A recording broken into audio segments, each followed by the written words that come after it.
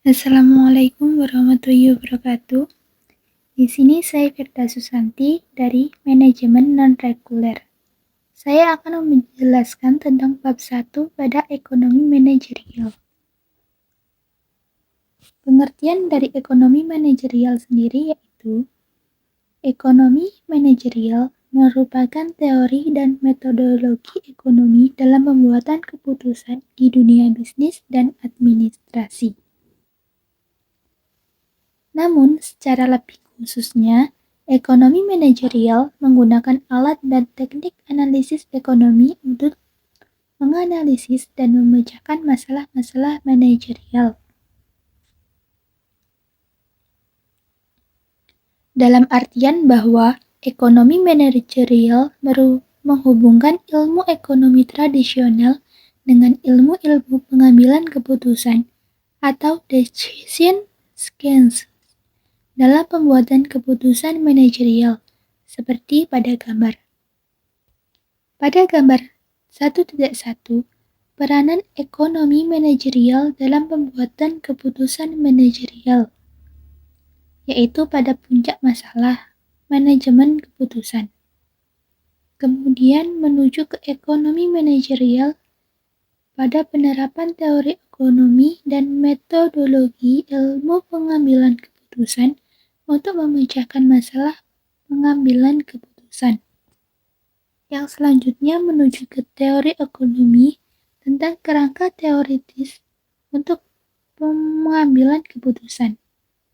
Menuju ke ilmu pengambilan keputusan, alat dan teknik analisis. Dan yang terakhir, pada poin terpenting yaitu pada solusi yang optimal untuk memecahkan masalah pengambilan keputusan manajerial. Ruang lingkup ekonomi manajerial. Untuk memahami konsep-konsep ekonomi manajerial secara lebih khusus, kita bisa melihat dari hubungannya dengan 1. Ilmu ekonomi, yang kedua dengan ilmu-ilmu pengambilan keputusan atau decision science, yang ketiga dengan cara cabang-cabang lain yang berkaitan dengan proses pengambilan keputusan manajerial. Hubungan antara ekonomi manajerial dengan ilmu ekonomi tradisional. Perhatikan struktur ilmu ekonomi tradisional seperti ditunjukkan oleh tabel 1.1.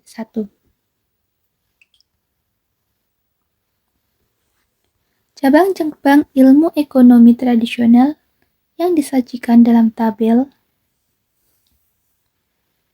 tersebut dalam batas-batas tertentu yang saling tumpang tindih satu sama lain. Pada tabel 1.1, studi-studi ilmu ekonomi tradisional. Teorinya yaitu bahwa ekonomi mikro dititik beratkan pada konsumen, perusahaan-perusahaan, dan industri secara individual. Sedangkan ekonomi makro dititik beratkan pada agregasi dari unit-unit ekonomi, terutama perekonomian nasional. Cabang-cabang dari tradisional, ekonomi pertanian, perbandingan sistem ekonomi, ekonometika, ekonomi pembangunan, organisasi industri, uang dan bank, dan ekonomi perkotaan dan regional. Dari segi penekanan, bahwa ekonomi normatif diletakkan kepada pernyataan-pernyataan yang bersifat preskriptif, yaitu menetapkan aturan-aturan untuk pencapaian tujuan-tujuan tertentu.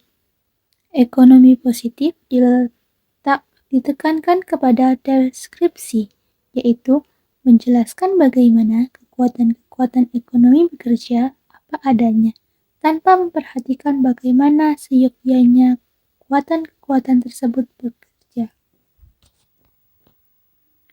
Selanjutnya tentang hubungan antara ekonomi manajerial dengan ilmu-ilmu pengambilan keputusan. Bahwa Ekonomi manajerial ini banyak sekali menggunakan teknik-teknik optimasi, termasuk kalkulus diferensial dan programasi matematis yang dapat membantu sistem manajemen untuk mencapai tujuan-tujuan perusahaan yang telah ditetapkan.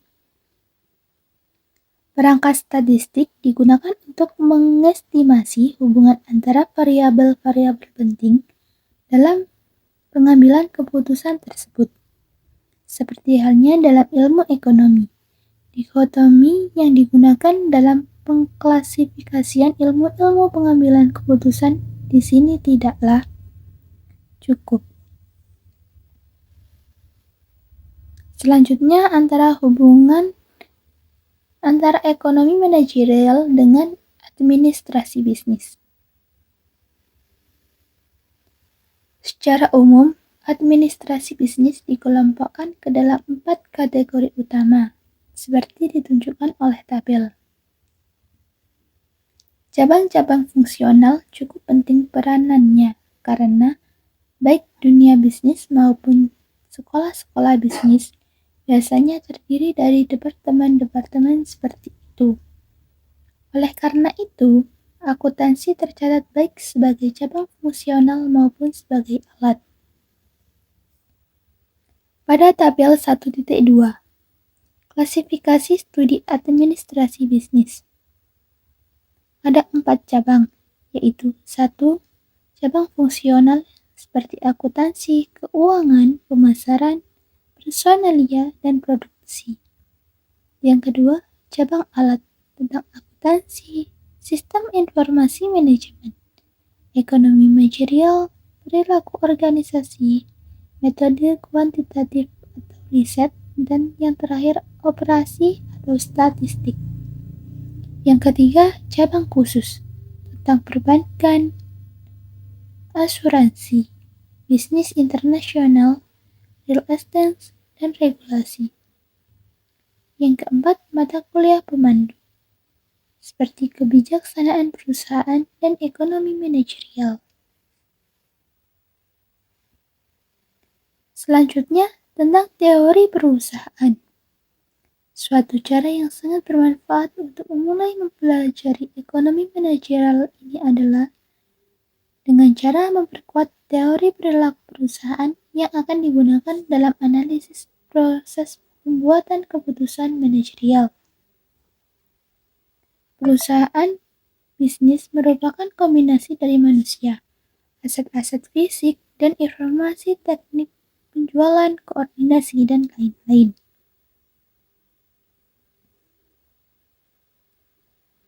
Orang-orang yang terlibat langsung di dalamnya mencakup para pemegang saham, manajemen, pemasok atau supplier, dan para pelanggan.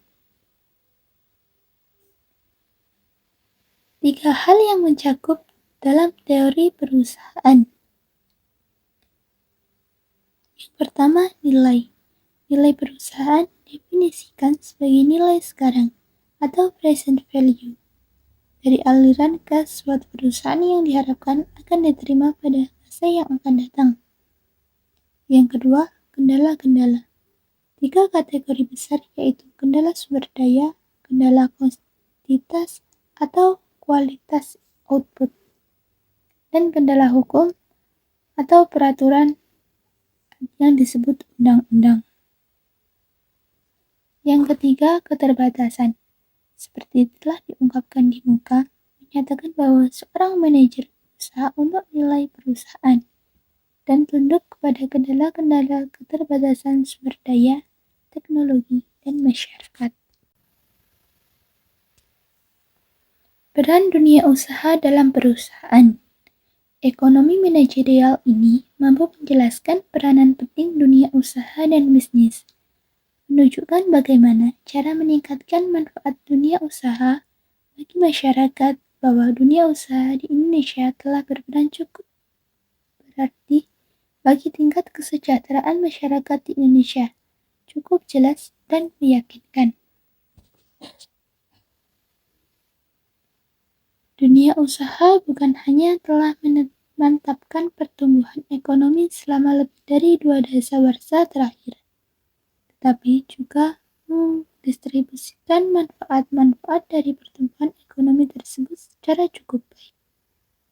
Para pemasok atau supplier modal, tenaga kerja, dan sumber daya lain. Sifat laba. Laba sendiri merupakan elemen kunci dalam suatu sistem usaha bebas.